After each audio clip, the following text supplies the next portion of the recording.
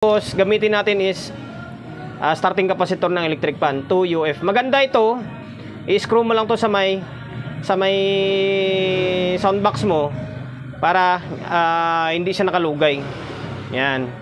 Dalawa ang gagamitin natin. Tapos gamit tayo ng resistor kasi come to my vlog. Ayun, for today's video, bali gagawa ulit tayo ng protection valve. Marami, may mga naka-line up pa tayo na isa. Tapos meron tayo ulit gagawin na dividing network na sa customer naman natin sa may Batangas. Ayan. Ang materials, ulit-ulit na lang. Yung ginagamit ko is valve. Umorder ako umorder ako ng, ito hindi na dihinang. Try kong umorder na isakit na. Once na mapundi, palit lang. Ihilahin na lang to eh. Sa ngayon, wala pa tayong, hindi pa dumating order natin. Ito na lang muna, hinang lang muna. Durable naman ito eh. Kahit na di hinang-hinang, durable naman ito. Subok naman ito. Ayan, sa mga nagtatanong, sa ngayon lang makapagpanood ng video natin, 12 volts na 35-35. Tundan nyo lang yung mga video ko kung gusto nyo mag-DIY ng para sa inyo. Tapos, gamitin natin is starting capacitor ng electric fan 2 UF. Maganda ito. I-screw mo lang to sa may sound box mo para hindi siya nakalugay. Yan. Dalawa ang gagamitin natin. Tapos gamit tayo ng resistor kasi ang gamit ni pare 350 watts.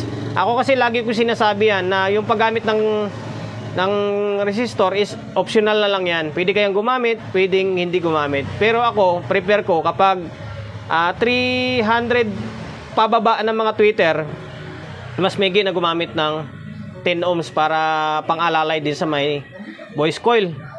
Pero pag mga 600 pataas na, kahit wala na, okay na yun. O yan, tapos ang materialis natin, ito capacitor, resistor, valve. Tapos gamit tayo ng string cable. Siyempre wire, speaker wire. Kahit hindi speaker wire, kahit yung ordinaryong wire, pwede naman yun. May palatandaan naman yun, yung pangalan. Sundan nyo lang yun.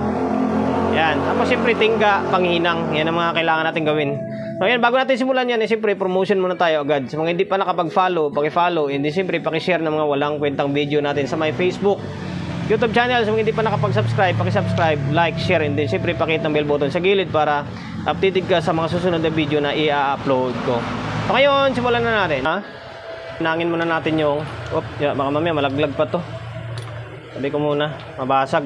Mga wire, hinangin to. Hinangan muna ng tingga para sa pagkakapitan ng valve natin. Siyempre, itong valve, dinangan din to. Yan. Tapos, dito natin siya ilalagay. Shoutout sa lahat. Sa mga nagpapa-shoutout, ayaan nyo. Ipunin ko lang yung mga pa-shoutout nyo. Saka natin i-flash yun sa my screen. Tamad kasi tayong vlogger eh. Tamad mag-edit. Yan. Tapos dito, ganyan. Ito na yung sa valve natin. Tapos ito yung sa may naman natin, sa may capacitor.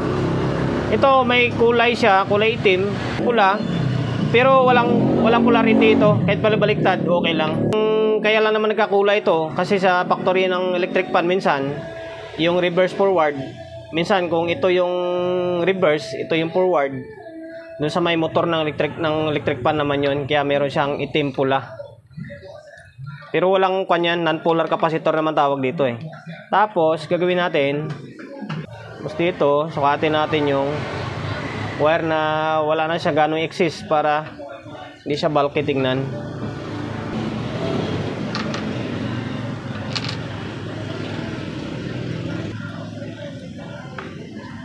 Ayan, tapos hinangan natin ulit ito. Yan. Ngayon, nainang na to, meron ng pagkakapitan yung tingga. Same din dito sa may valve natin. Yan, para mabilis silang magkapitan. Yan. Ito na. Bali, i-screw na lang to sa may sound box. Tapos yung isa, same din yung procedure dito. Tapos sa may valve pala guys, walang polarity rin ito ah. Baka magtaka kayo bakit walang ground pero yung dalawang gitna yung kinuha ko. Paano nga andar? Andar yan kasi kumbaga pinag-series mo yung dalawang filament. Mas matibay siya.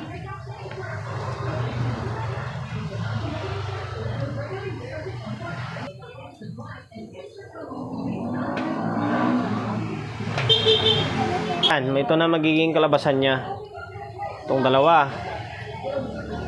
Ito na yung magiging papunta sa may tweeter.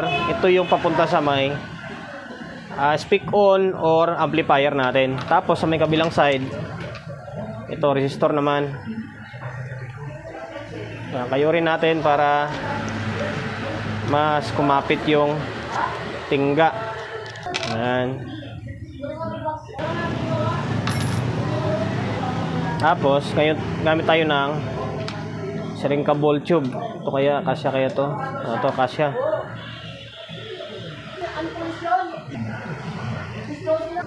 Tapos pasok natin siya dito.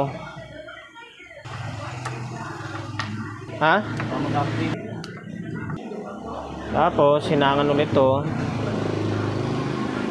Lahat ng pagkakapitan kailangan hinangan para mas madali siya.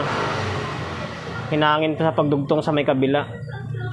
Yan, tapos putulin na natin to.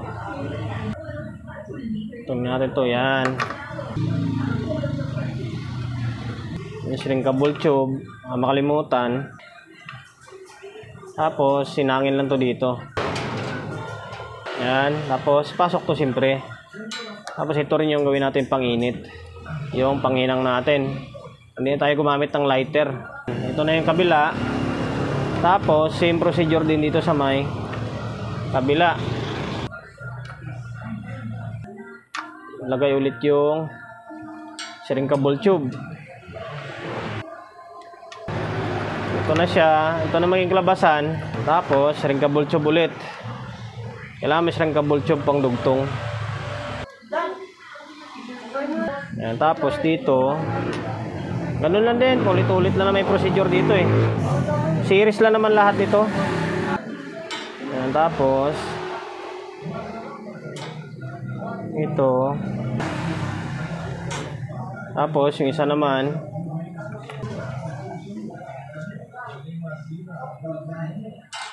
Ayan, tapos pasok ulit to. Ayan. Ito na magiging kalabasan. Ito. Tapos yung ito, dudugtong natin to dito para hindi siya ganun kabalki. Tuloy natin to dito. Tapos yan.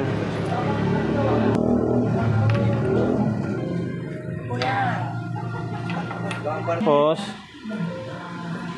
ayan, ganun din procedure, hinangan din to. Lahat ng mga pangdugtungan kailangan hinangan para mabilis sila kumapit sa isa't isa. Ayan. Tapos ganun din dito sa may kabila. Dito. Tapos shrinkable tube ulit siyempre. Gamit ulit tayo ng shrinkable tube para pangdugtong. Hinang. Pasok itong shrinkable. Yan na. Ito na yung isa. Ito na yung finished product natin. Isa. Dito. Same lang din procedure nito. Tapos, dudugtungin.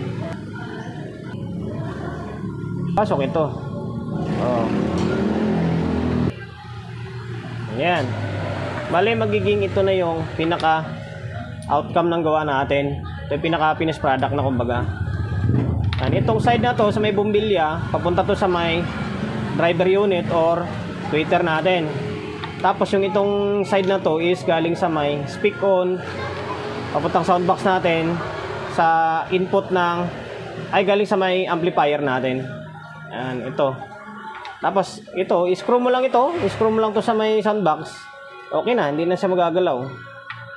Ayan, sana nakapagbigay idea ulit ako tungkol dito Same lang din naman procedure nito sa unang, hindi lang una, sa mga ibang ginagawa natin na series valve. Same lang din naman ang procedure. Ulit-ulit lang naman to. Akin lang, ginagawa ko lang ng video para kahit pa paano, meron tayong content pang araw-araw. Yan, okay na. Promotion, bago tayo magtapos, siyempre, shop natin, always on the go na 24/7. Sa mga gusto magpa-prepare along sa Oyo, Quezon City, number 41, Don Julio, Gregorio Street, sa Oyo Road, sa Oyo, Quezon City. Social media pages natin, sa mga hindi pa nakapag-follow, paki-follow, and then siyempre paki-share ng mga walang kwentang video natin sa my Facebook, YouTube channel. Sa mga hindi pa nakapag-subscribe, paki-subscribe, like, share, and then siyempre pakihit ang bell button sa gilid para updated ka sa mga susunod na video na i-upload ko. Ingat, God bless, and then peace out in lahat.